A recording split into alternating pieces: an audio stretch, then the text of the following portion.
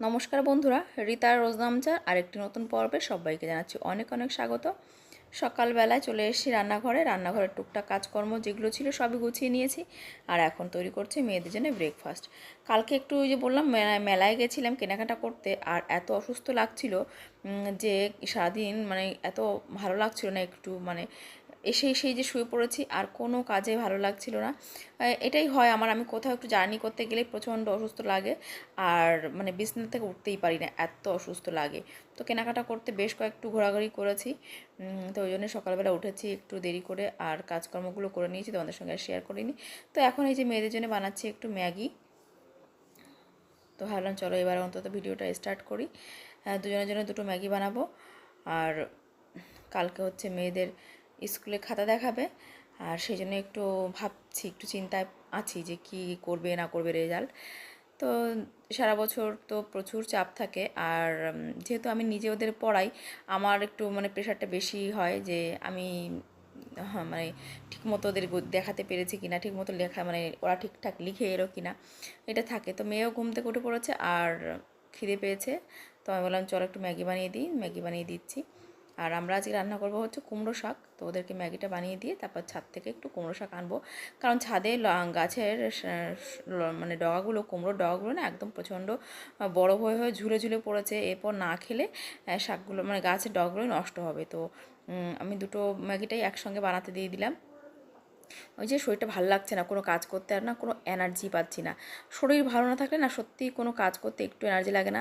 ভেবেছিলাম যে জিনিসপত্রগুলো এনেছি সেগুলো তোমাদের সঙ্গে শেয়ার করব, তো সেটাও আর মানে তোমাদের সঙ্গে শেয়ার করতে পারবো কিনা ঠিক নেই, কারণ এত অসুস্থ লাগছে, মানে বিছানা থেকে উঠতে পারছি না, গা হাত পা প্রচণ্ড রকমের ব্যথা, মানে সে আর বলে বোঝানোর মতো না, প্রচণ্ড কষ্ট হয়ে যায় কোথাও বেরোলে।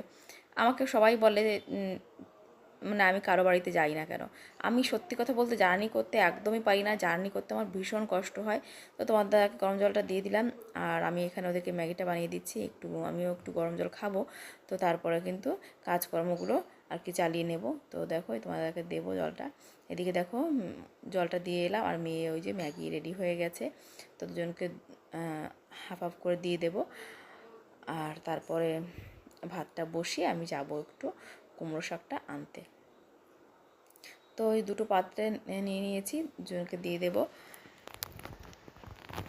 আমাদের মতো সাধারণ পরিবারে জীবনে অনেক কিছু না, অনেক স্বপ্ন, অনেক ইচ্ছা, সেগুলোকে না একটু গলা টিপে মারতে হয়। সত্যিই তাই গো, নিজেদের আশা, স্বপ্ন, ইচ্ছা এইগুলো ততক্ষণই দাম আছে যতক্ষণ তোমার কাছে টাকা আছে। যখন তোমার কাছে টাকা নেই তখন তোমার স্বপ্ন দেখারও কোনো অধিকার নেই, তোমার স্বপ্ন পূরণ করতে চাওয়ারও কোনো অধিকার নেই। তো ওই যে আমরা সাধারণ মানুষ, মধ্যবিত্ত বললে ভুল হবে, আমরা নিম্ন মধ্যবিত্ত মানুষ, আমাদের জীবনের শখ আহ্লাদ এগুলো পূরণ করতে চাওয়াটাই একটা বোকামির শামিল, কারণ আমাদের স্বপ্ন শখ পূর্ণ করার কোনো সুযোগই আমাদের জীবনে থাকে না। সামান্য বাচ্চাকে একটু ভালো স্কুলে পড়ানো, ভালো খাওয়ানো, এটাও আমাদের কাছে একটা চ্যালেঞ্জ হয়ে দাঁড়ায়। তো ওই যে মেয়েদেরকে ভালো স্কুলে ভর্তি তো করলাম, কিন্তু তাদেরকে পড়াশোনা করাতে গেলে একটা হিউজ পরিমাণ টিউশন খরচ আছে, সেটা কিন্তু বেয়ার করা খুব কষ্টসাধ্য হয়ে যায়। তো আমি চেষ্টা করি নিজের সময়টাকে বাঁচিয়ে মানে কাজকর্মকে একটু সাইডে করে ওদেরকে সময় দেওয়ার চেষ্টা করি। আর নিজে সারাক্ষণ এতই অসুস্থ থাকি যে সেই কাজটুকু করাটাই আমার কাছে খুব টাফ হয়ে যায়। আর তারপরে যখন মানুষ বলে তাদের বাড়িতে যাই না কেন, আমি বেড়াতে বেরোই না কেন, ঘুরতে বেরোই না কেন, তাদের তো বোঝাতে পারবো না আমার সমস্যাগুলো। আসলে কারো সমস্যায় কাউকে বোঝানো যায় না। প্রত্যেকটা মানুষের জীবনে আলাদা আলাদা চ্যালেঞ্জ থাকে, প্রত্যেকটা মানুষের জীবনে আলাদা আলাদা মোটিভ থাকে, আলাদা আলাদা লক্ষ্য থাকে। আর একজনের কথা আরেকজনকে বোঝাতে যাওয়াটা সেটাও একটা বোকামি, কারণ নিজের কথা নিজের যতই তুমি বোঝাতে যাও, কে যদি বুঝতে না চায় তো তাকে বোঝাতে যাওয়াটা সত্যিই বোকামির মতো। তো সেই জন্যেই এখন আর মানুষের কথায় রাগও হই না, দুঃখও পাই না, চুপচাপ থাকি, সময়ের অপেক্ষায় থাকি। সময় মানুষের সবচেয়ে বড় বন্ধু, সময় মানুষের সবচেয়ে বড় আপনজন। দেখো এই যে ছাদে কুমড়ো ডাগাগুলো কত লম্বা লম্বা হয়ে গেছে, এইগুলোকে এখন না খেলে সত্যি এগুলো নষ্ট হয়ে যাবে কুমড়ো ডাগাগুলো, ওই জন্য আজকে কাটবো। তো জামা কাপড় কালকে যেগুলো মেলে দিয়েছিলাম সেগুলো শুকায়নি, আজকেও দেখো মেলা রয়েছে, সেইগুলো শুকালে পর তারপর নিয়ে যাব। আর এই যে লম্বা লম্বা ডগাগুলো দেখছো, এইগুলো মানে এই গাছটা কিন্তু নিচেতে হয়েছে, নিচের থেকে আমি অনেক কষ্ট করে ওই যে ওপরে তুলেছি। আর এখান থেকে কিন্তু 2-3 দিন আমি খেয়েছি, তার মধ্যে কুমড়োর ফুল ফুটেছে, সেগুলো খাওয়া হয়। তো এই যে শাক পাতা লাগালে, আমাদের গ্রামের মানুষ একটু শাক পাতা লাগালে নিজেদের সময়, এই যে মানে যখন একটু শাক পাতা খেতে মন চায় তখন কিন্তু আমরা এইভাবেই কিন্তু সেগুলোকে জোগাড় করি। আর শাক পাতা খেতে সত্যি কথা বলতে আমাদের একদমই বোরিং লাগে না। আমরা প্রতিদিনই কোনো না কোনো শাক খাই, মানে শাক এই জিনিসটা আমাদের খুবই একটা ভালো লাগার জিনিস। তোমার দাদা আর আমি দুজন তো শাক খেতে ভীষণই ভালোবাসি। তো একটু হালকা ছোট মাছ, দেশি মাছ আর একটু শাক, এই হলেই আমাদের খাওয়া হয়ে যায়। হ্যাঁ, মেয়েদের একটু চিকেন, একটু মাছের ঝোল, এগুলো একটু ওরা বেশি প্রিফার করে, বাচ্চা মানুষ তো। তো আমরা তো দুজন এই যে সময় পেলে এই গাছপালা তে আমাদের সময়ও কাটে। আর হচ্ছে আমাদের প্রয়োজনের শাকটা খানিকটা হলেও কিন্তু আমাদের ছাদ থেকে হয়ে যায়। আর সামনে ফাঁকা জায়গাতেও একটু শাক লাগাই, শাক পাতা লাগাই। তো এই যে তোমার দাদাও একটু বাগানে কাজ করে, বেশিরভাগ জলটা ওই দিয়ে দেয়। আমি আর সকালে সময় পাই না, মেয়েদের স্কুলে পাঠানো, ওদের টিফিন এইসব রেডি করতে করতে আবার তোমার দাদার খাবারের সময় হয়ে যায়। তো তোমার দাদা সকালবেলা প্রতিদিন কিন্তু আমাকে গাছে জল টল দিয়ে দেয়।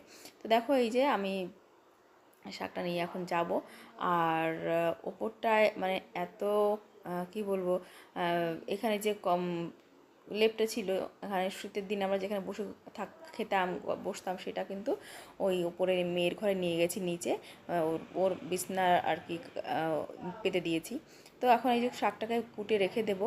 আর এখন কিন্তু সত্যি কথা বলতে আর দুপুর হয়ে গেছে, আজকে আর শাকটা খাওয়া হলো না।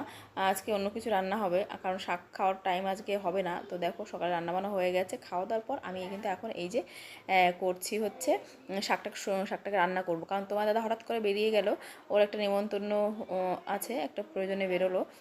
তো আর মেয়েরা বললো একটু চিকেন রান্না করে দিতে। তো যেহেতু তোমার দাদারও নেমন্তন্ন আছে আর মেয়েদেরাও চিকেন খেতে চাইছে, তো ওই জন্য আমি দেখলাম শাক আর একার জন্য তাহলে করবো না, তোমার দাদা হঠাৎ করে খেয়েই বেরিয়ে গেলো তাড়াহুড়ো করে। তো ওই জন্য আমি দেখলাম শাকটাকে তাহলে কুটে রাখি। তো শাকটাকে এই যে মেয়ের ঘরে বসে শাকটাকে কুটে রাখছি, কালকে তাহলে রান্না করব। তো আমি এখন শাকটাকে কুটে রেখে তারপরে কিন্তু চিকেন রান্না করব। আর মুরগিদের খাবারও দিতে হবে, সেটাও দিয়ে আসব। তো এই যে কুমড়ো শাকটা কুটে কেটে রাখবো। দেখো ফ্যানের হাওয়া এখানে রেখেছিলাম তো, আর এই যে ফ্যানের হাওয়াতে কিন্তু একটুখানি নেতিয়ে পড়েছে। এরপরে কিন্তু এই শাকটাকে আর কুটতে পারবো না, শাকটা নেতিয়ে পড়লে না কুটতে খুবই অসুবিধা হয়। তো ওই জন্য একটু শাকটাকে কুটে এই কৌটা বন্দি করে রাখবো। এই যে কৌটাগুলো দেখছো, এইগুলো কিন্তু আগের দিন স্টাইল বাজার থেকে কেনাকাটা করার পরেই 900 টাকার মতো কেনাকাটা করা হয়েছিল। তারপর বলছিল আর এই যে এই 4টে কন্টেনার 100 টাকায় ওদের অফারে চলছে। তাও তোমার দাদা বলছিল নেবো কিনা, বললাম চলো নিই আর কি। কৌটা তো সে অর্থে কেনা হয় না, তো কৌটাতে এটা ওটা রাখা যাবে আর কি, সবজি টবজি কুটে কেটে রাখা যাবে। তো সেইটাই দেখো, এই যে মিডিল সাইজের এই সবজির জন্য কন্টেনারটা নিয়ে এসেছি। এটা এখন শাক কুটে রেখে দেবো। তো প্লাস্টিকের জিনিস কিনবো না ভাবলেও কখনো কখনো প্লাস্টিকের জিনিস খুব কাজে আসে। তো দেখো এই যে শাকটা পুরো এই যে আমি এখন কেটে কুটে রেখেছি, কুটে আর ওই যে এখন কৌটা বন্দি করে তারপরে আমি ফ্রিজে রেখে দেবো। কালকে সকালে তাহলে আমার সুবিধা হবে, কারণ কালকে মেয়েদের স্কুলে যাওয়ার আছে। তো এই যে এর মধ্যে ননদ ওরা সবাই বাইরে খাচ্ছিল আখের রস, আর আমি ঘরে বসে একটুখানি কাজ করছিলাম। তো মেয়ে এসে দিয়ে গেল। তো যাই হোক, আমি একটু কাজকর্ম করে টোরে নিয়ে তারপর এই যে চিকেনটা রান্না করছি আজকে। বরফটা গলিয়ে নিয়েছি, আর চিকেনটা আজকে একটু বড় বড় পিস রয়ে গেছে, সেইভাবেই রান্না করছি। চিকেন দিয়েই আমরা দুপুরে খেয়ে নেব 3জন। তো তোমার দাদা আসতে অনেক রাত হবে বোধহয়, বলছিল যে একটু কাজ দেরি হবে আসতে। তো আমরা 3জনেই যে এখন 3জনেই খাবো। তো যেটুকু চিকেন ছিল আমাদের হয়ে যাবে। ভেবেছিলাম মেয়েদের পকোড়া করে দেবো, তা দেখলাম না, ওরা যখন খেতে চাইছে চিকেন, তো চিকেন রান্না করেই দিই। আর কালকে দেখো ওই যে কাচের তেলের বয়ামটা, ওইটা কিন্তু কালকে এনেছি, কন্টেনারটা আর কি। তো ওই সাইডে রয়েছে, আসলে আমার সেভাবে আর দেখানো হলো না। তো এভাবেই আর কি তোমরা দেখে নাও। আমার সত্যি শরীরটা প্রচণ্ড খারাপ। ওই কন্টেনারটা 150 টাকা দিয়ে কিনেছি। আর এই যে এই কন্টেনারটা কিন্তু দেখো কত সুন্দর হয়েছে, তেলের কন্টেনার। আর এই সব দেখো বাসনপত্র সব ধুয়ে নিলাম, এখন কিন্তু আমরা খাবো। সকালে অনেকটা ভাতই রান্না করেছিলাম, দুপুরে হয়ে যাবে সেরকম করেই। তো থালা বাসনগুলো ধুয়ে নিয়েছি। আর এখন কিন্তু আমরা এই যে দেখো বিকালবেলায় খাওয়া দাওয়া করে নেওয়ার পর একটু রেস্ট করার পর দেখো মেয়ে বানিয়েছে এই যে ফুচকা বানিয়েছে। তো ফুচকা খেতে বসেছে। আমার সত্যি কথা বলতে অসময়ে চিকেন দিয়ে ভাত খেয়েছি, তো একটু বেশি খাওয়া হয়ে গেছে আজকে দুপুরবেলা। আসলে দুপুরবেলা তো কদিন ধরে বেশ কদিন ধরে আমরা দুপুরবেলা একটু হালকা পাতলা খাই। তো ওই যে মেয়েরা ফুচকা বানিয়ে খাচ্ছে, আমি আর বললাম যে না আমার আর খেতে ইচ্ছে করছে না। তো দুটো এমনি খেলাম, আসলে প্রচণ্ড টক হয়ে গেছে আলুটা। আর মেয়ে ওই যে আলু মেতে তেঁতুল জলটা প্রচণ্ড টক বানিয়ে খাচ্ছে। আসলে ওরা প্রচণ্ড টক খায়, দুই বোনই টক খায়। তো ওরা খেতে শুরু করেছে, আমি বললাম দুটো খেয়ে, বললাম আমি আর খাবো না। তো ওই যে খেয়ে বাকিগুলো বললাম তাহলে একটা কৌটায় ভরে রেখে দাও বাকিগুলো। তো ওই যে আমাকে একটা দিল, বলছে একটা অন্তত খাও জল দিয়ে, প্রচণ্ড টক। আমার সত্যি খেতে চাইছিলাম না। তারপর দেখলাম ও কষ্ট করে বানিয়েছে, না খেলে অখুশি হবে। তো আমি একটুখানি খেলাম। দেখলাম প্রচণ্ড টক জল বানিয়েছে, পুদিনা পাতা দিয়েছে ছাদ থেকে এনে, এগুলোই করে। তো ওই যে আমি দুটো খেলাম শক্ত শক্ত। তো ওই যে দেখো পরের দিন সকালবেলায় যাচ্ছি মেয়ের স্কুলে। এখন ওরা দুজন ওর বাবার বাইকে করে যাচ্ছে, আর আমি যাচ্ছি অটোতে করে। দেখলাম বাবা কি সুন্দর দুপাশে ধানের ক্ষেতগুলো সবুজে সবুজ হয়ে গেছে। আসলে বাড়ি থেকে বেরোনোই হয় না, দেখাও হয় না চারপাশে প্রকৃতিতে কি চলছে। তো এই যে মেয়ের স্কুলে এসে খাতাপত্র একটু দেখছিলাম, দুই মেয়েরই। ওরা এই যে চলে এলো, আমি আগে এলাম, তারপর দেখলাম ওরাও নামলো। তো আমরা এখন এই ইয়ে করবো, ওই সাইডে যাব। চলো স্কুলে গিয়ে দু মেয়ের খাতাটা একটু দেখবো। আসলে ছোটো মেয়ে আর বড়ো মেয়ে দুই মেয়েকে আমি পড়াই, তো আমার পড়াতে ভাবছি যে কী রেজাল্ট করেছে দেখা যাক। তো রেজাল্ট মোটামুটি যা খাতা দেখলাম মোটামুটি খারাপ হয়নি, ভালোই হয়েছে। বড়ো মেয়ে দুটো একটা সাবজেক্টে একটু কম পেয়ে গেছে। তো যাই হোক নেক্সট ইয়ার আরও ভালো হবে।